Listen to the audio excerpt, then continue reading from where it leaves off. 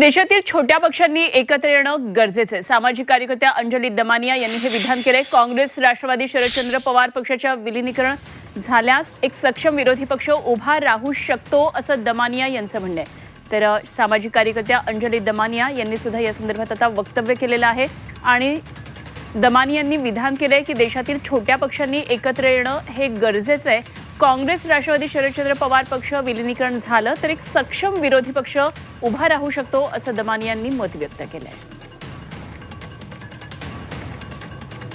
सगळ्या या छोट्या छोट्या प्रादेशिक पक्षांनी खरं तर काँग्रेस बरोबर विलीनीकरण केलं तरच पुढे भाजपला हे टक्कर देऊ शकतील.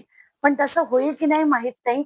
आत्ताच्या घटकेला जी माहिती माझ्याकडे येते त्याच्यात राष्ट्रवादीकडे असं कुठलंही प्रपोजल आलेलं नाही आणि ते करणारही नाही अशी माहिती मला मिळाली आहे. पण खरं तर काँग्रेसमध्ये जर यांचं विलीनीकरण झालं तरच भाजपला टक्कर देण्यासाठी एक चांगला विरोधी पक्ष तयार होईल.